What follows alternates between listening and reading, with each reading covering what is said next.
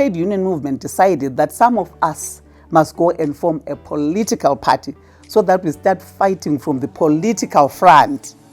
And those people who were asked to do that were Gibson Spanda, Morgan Tsvangirai, Isaac Matongo, Dr. Thokozani Khupe, Pauline Mpariwa, Isafu Mdlongwa, Mzengerere, and Makwaza. When women give birth, they're performing a national duty.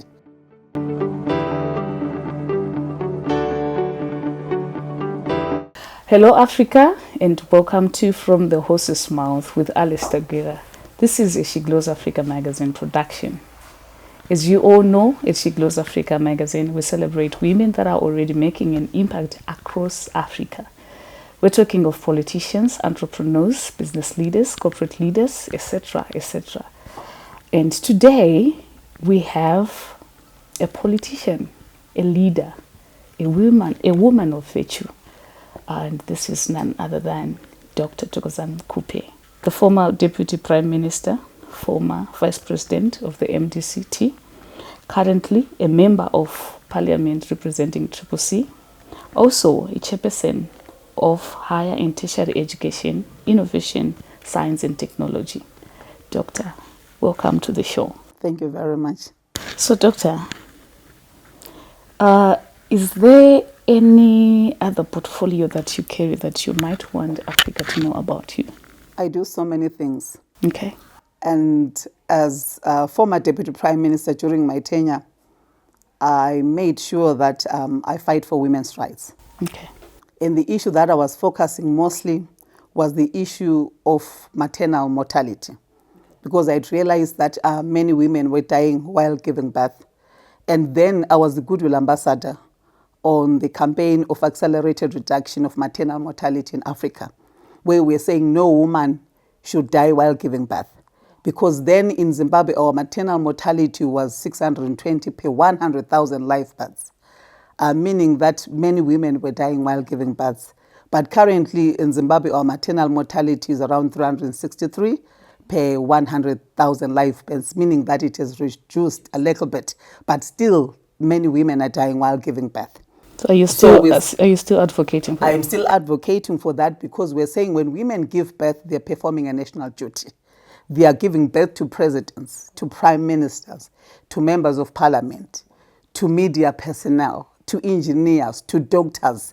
And therefore, you cannot punish a woman who is performing a national duty by making them pay when they go to give birth. Hence, we're saying no woman will pay a cent when they go to give birth. Wow. They must just go to give birth in an environment which is conducive, because they are bringing life into this country. So we fought and we made sure that women would not pay a cent when they go to give birth. The other issue that I was running with was the issue of period poverty. Wow. Because girls lose a lot of days when they are in that time of the month. They lose about 5 days per month and 1 month per term, which is quite a lot. And once they lose those days, it means that they will not be able to cope with their schoolwork. And some of them end up not performing very well. And then people say women are not doing well in school, whereas that is not the case. And therefore we said sanitary wear must be available in every school, so that when girls need it, it must be available. So these are some of the issues that have been championing. And the other issue has to do with cancer. As you know, that I'm a person who is battling with cancer. I was diagnosed with breast cancer in 2011. I underwent treatment and I was fine, and it came back in 2023. And this time around it was a bit harsh. So I struggled a lot. I went to South Africa, I went to India. I ended up in the UK, which is where I'm being treated right now. But as you can see, with God's grace, I'm in good health. I'm still undergoing treatment, and these are some of the issues that I'm advocating. I am saying cancer treatment and care must be available here in Zimbabwe. It must be accessible here in Zimbabwe, and it must be affordable here in Zimbabwe. Hence the reason why we want to make sure that currently in Zimbabwe we've got 2 public hospitals which have got cancer units. That is Pararinyatwa and Pilo Hospital. And we're saying for starters, these two must be well equipped with state-of-the-art cancer equipment, and all cancer medicines must be available in these hospitals. And as members of parliament right now, our job is to make sure that we do awareness programs so that people are aware that there's this stage called cancer, because cancer is a rising epidemic. Yeah. If you try to do an analysis these days, any death which happens is cancer related. I've got so many relatives and friends who have passed on because of cancer. Not because they're supposed to, but because they didn't know. By the time they went to the hospital, their cancer was already advanced. And hence we're saying it is important that every Zimbabwean finds out that they have cancer. That is, if they have, when their cancer is still in its early stages. Because once cancer is discovered at its early stages, it's very easy and very cheap to treat. But once it is discovered late, it is very difficult, very complicated, and very expensive to treat. And which is the case with my cancer, thanks to government, because government supported me. Because if government had not supported me, I wouldn't have managed, because cancer costs are very expensive. And we are saying we must make sure in Zimbabwe that we have state-of-the-art cancer equipment, we've got all medicines.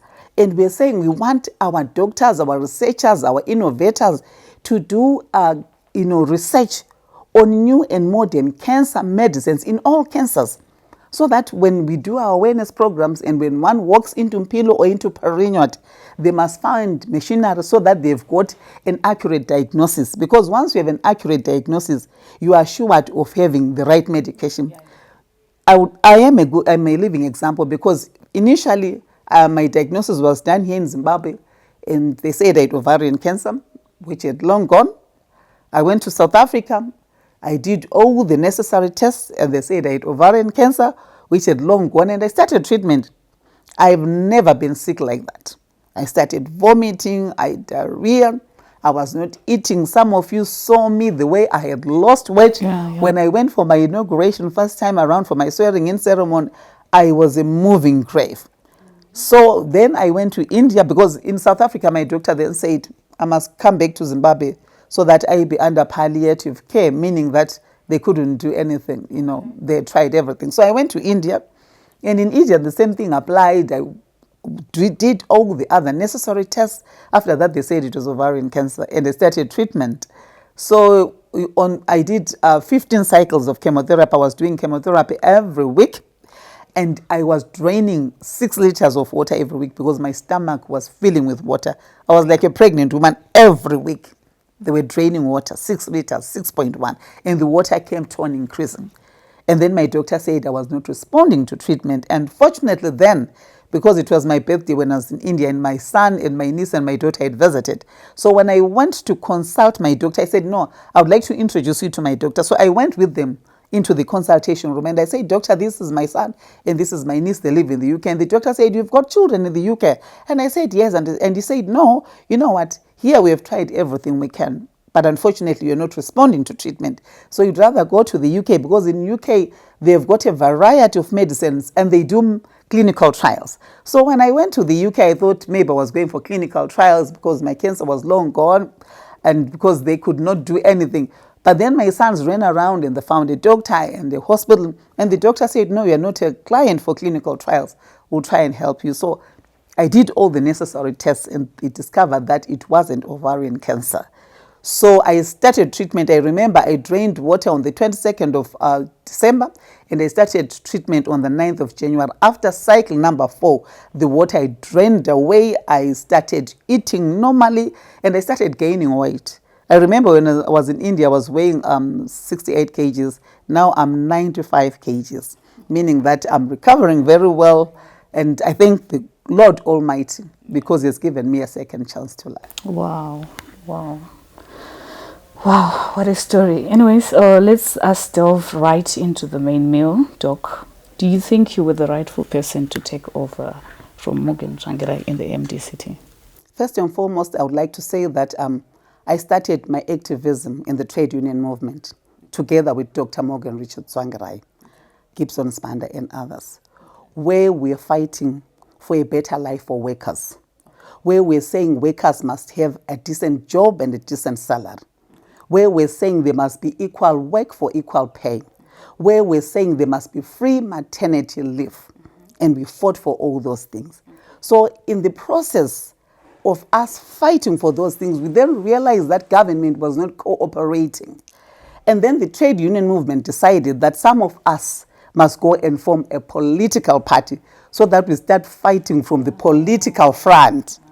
And those people who were asked to do that were Gibson Spanda, Morgan Tsvangirai, Isaac Matongo, Dr. Thokozani Khupe, Pauline Mpariwa, Isafu Mdlongwa, Mzengerere, and Makwazi. These and Gift Chimanikiri. These were the people who were asked to go and form a political party.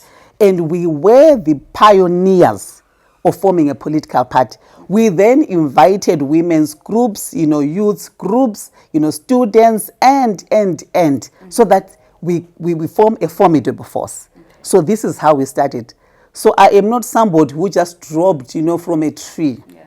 I'm somebody who was well grounded from the trade union movement. So I formed the MDC. I did not join it like other people. Wow.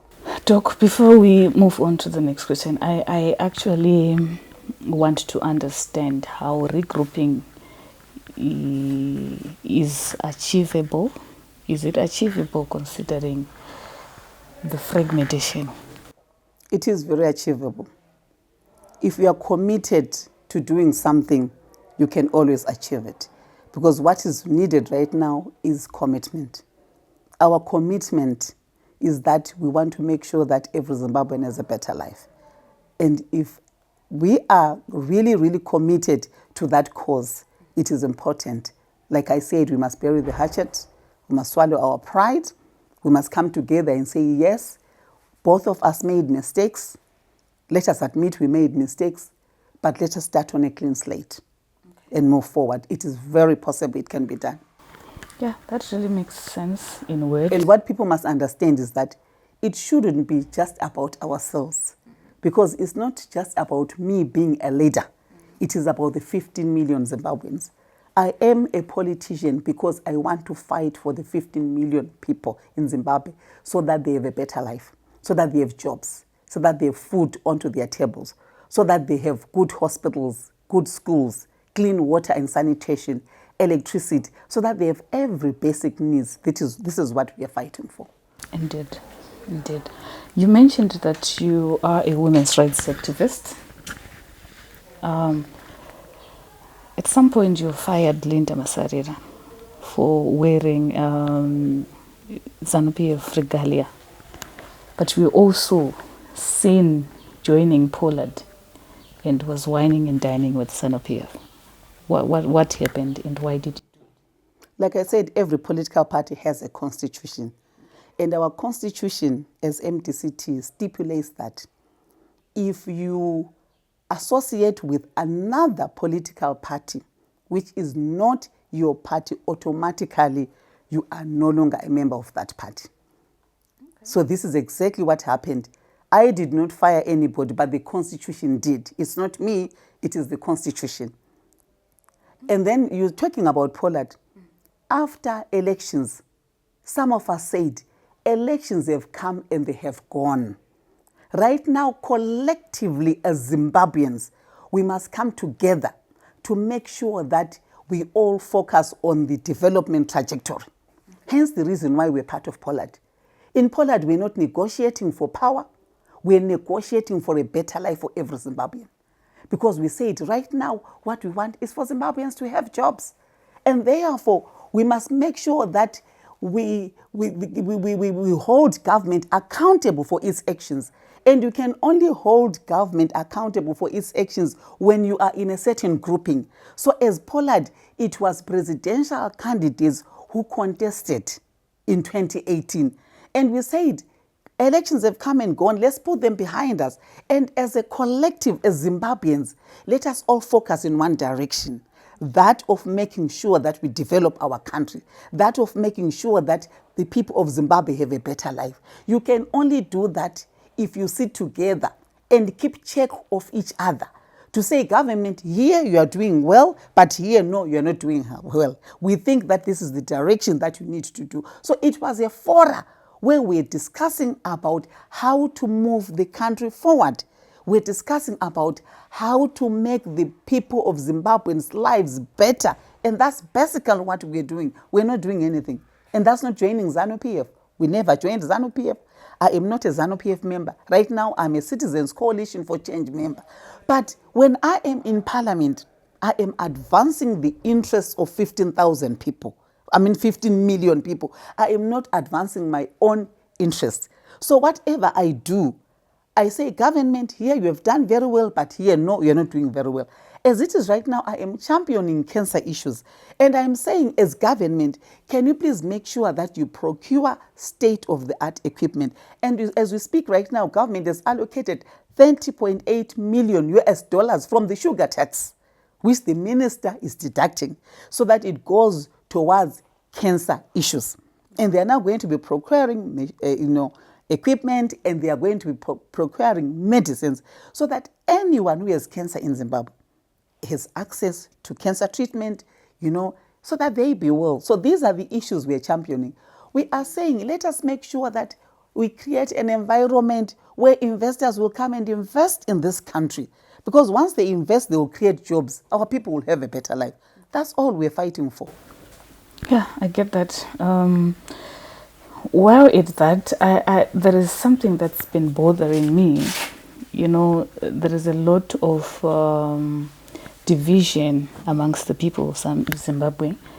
If you support Triple C, you're not supposed to be seen associating with a ZANU-PF member. If you support ZANU-PF, you're not supposed to be seen associating with a Triple C member or opposition members. How is that healthy in the political landscape? I think what people must understand is that people must learn to come of age when it comes to politics, meaning that you must mature in politics. I think the way we used to do things ways back must be different from the way we're doing things this time around. Because we have realized that we are not fighting for ourselves. Both ZANU-PF and ourselves are fighting for the 15 million people. Yeah. Our cause is the same. There is no one who has got a different cause. Our cause is the same. We want people to have jobs. We want people to have, a good life. We want people to have, good schools, good health institutions. We want them to have good roads and. So we are all fighting for one cause. So why should we be fighting each other? Why should I be criticized when I am seen with a ZANU-PF person?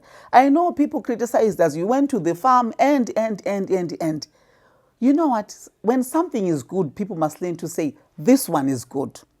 Because if you go to that farm, the farming there is excellent. And I'm saying if everybody else was to copy from what is happening there, because they are leading by example as the first family. And they were saying if everybody was to do farming the way we are doing, yes, people will say, no, you need, to be supported because you need, infrastructure if you want to farm, like they are farming.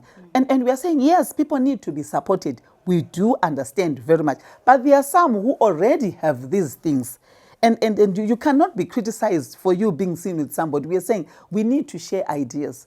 We need to say both of us are fighting for one cause. And therefore, let's make sure that we share ideas on how we can better lives of Zimbabweans. I think it's important that we mature in politics. When elections come and they go, let us, all of us, put those elections behind us.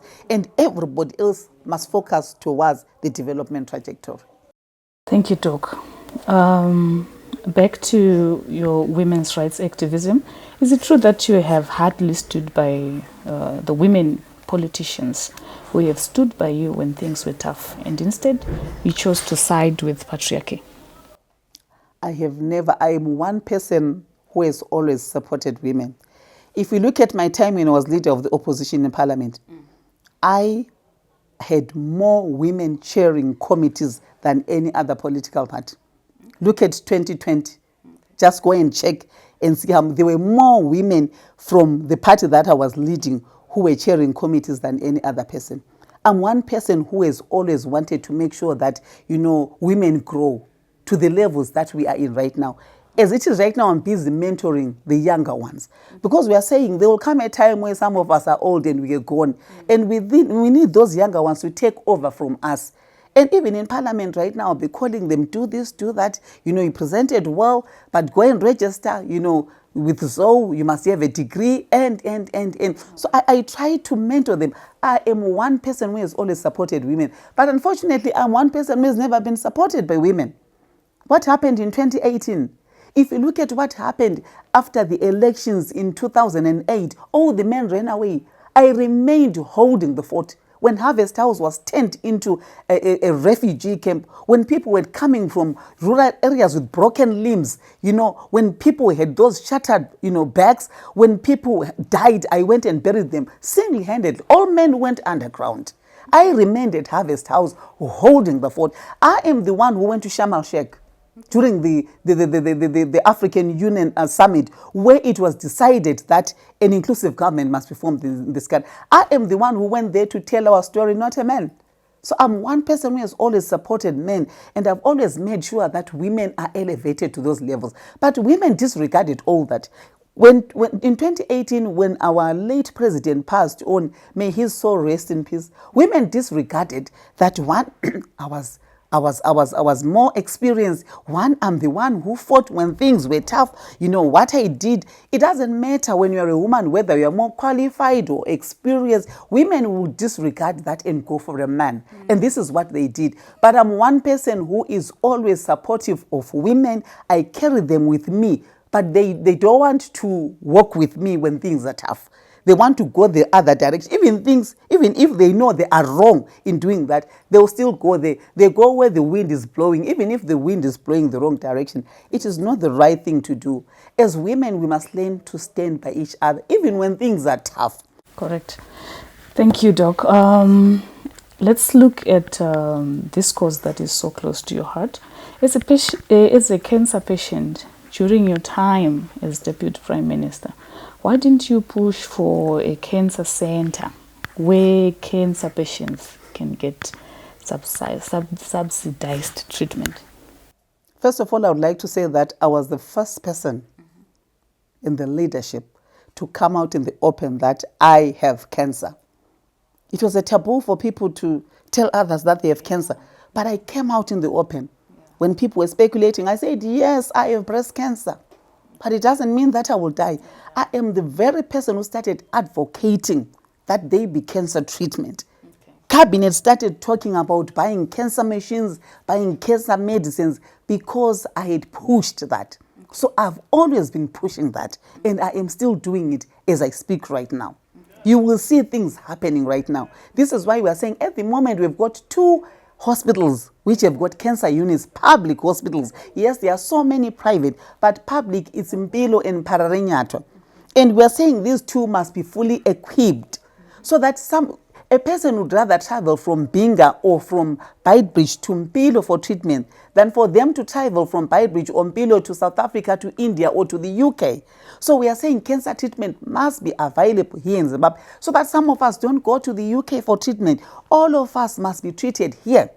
And mark my words, we are fighting so that at least by the end of this year, we want to make sure that these 2 hospitals are functioning fully and that all of us are being treated here, we are being checked here. This is what I'm pushing for. This is my vision, and I want to make sure that I follow it through until it happens. Okay, thank you. As we wrap up, Doc, how do you reconcile going back to work with a person who tried to burn you alive in a hut at Tsvangirai's homestead and later on campaigning for him in 2023? In politics, it is said, you do not have permanent friends and permanent enemies. Okay. So I don't have permanent enemies. You can be my enemy today, and tomorrow you will be my best friend. Okay. And this is the attitude that we must carry, to say in politics, we must not personalize issues when it comes to politics. Politics mustn't be something that is personal. We are fighting for everybody. We are fighting for one cause. We are not fighting for ourselves. And because we are fighting for everybody, I cannot begrudge somebody because they did this to me, some time ago. I will not do that, because that shouldn't be my focus. My focus is to make sure that collectively we fight for Zimbabweans so that Zimbabweans have a better life. and I will continue fighting for Zimbabweans until I go 6 feet under. Okay. In 2023, did you endorse any of those women presidential candidates? 2023, I was a member of another political party. So you cannot endorse a female candidate from another party when you are a member of another party. How does that happen? You know, you'll be defeating your own cause because you are campaigning for your own presidential candidate in your own political party. So that is what we're focusing on. We're focusing on our party so that our party wins. That's all we're focusing on. So there is no ways. And I was a presidential candidate in 2018. Okay. Did women, rally behind me? Okay. But against all odds, I pride myself because I came third. Against all odds, number 3. Wow. And I had members of parliament in that parliament who were championing things. Even if there were few, there were like 100 of them because I had fire bombs in that parliament. Wow, interesting. Okay, a few words to the African women, politicians, aspirants who are listening to you. What I would like to say is that as politicians, we must learn that it shouldn't be it shouldn't be about ourselves as individuals. It should be about the people that we are fighting for. It should be about Zimbabweans. It should be about people in your own country. Because as politicians, we are fighting for a better life for all. We want to make sure that people have jobs, people have, food onto their tables, they have good hospitals, good clinics. We want to make sure that women are not dying while giving birth. We want to make sure that girl children go to school. We want to make sure that women are empowered so that they grow their businesses. As you know that, our countries are highly informalized and women are in the informal sector, but they are not being supported. And I would like to say that my PhD thesis was the informal sector and the empowerment of women. And I advocated for the establishment of a women's bank, which was going to cater for women's bank needs, so that women are not asked for collateral when they go to look for money, so that they're able to have startup capital to grow their businesses. And I would like to say that as women in Africa, let us unite. Let us learn to speak with one voice. Let us learn to support each other. Let us learn that when we are fighting for one cause, it must be that one cause. And what that one cause must be to make sure that we all fight so that every Zimbabwean, so that every woman, every girl, every boy, every man have a better life. Oh, by the way, I forgot to ask, who is your favorite female politician in Africa? My favorite female politician in Africa, I used to love Mama Winnie Mandela. She was my favorite, and she's the one who inspired me most because she was a fighter. And hence the reason why some of us, got this fighting spirit to say in life you need to fight for whatever you want. If you don't fight for it, you will not get it. Okay. So who is the current favorite? The current favorite? Oh my current favorite is Madame Selif Johnson. Oh, I love you. Of Liberia. She's my mother. I visited her once. She's a very powerful woman. Very powerful woman, and she's been standing by our side as women. So she's always going to be my mentor. Wow. Interesting. There you have it, Africa. This was Dr. Thokozani Khupe. She's a powerhouse. Very strong-willed, firm, assertive, name it. Thank you so much, Doc, for gracing our show. Thank you so very much, Africa. Until we meet next time, cheers.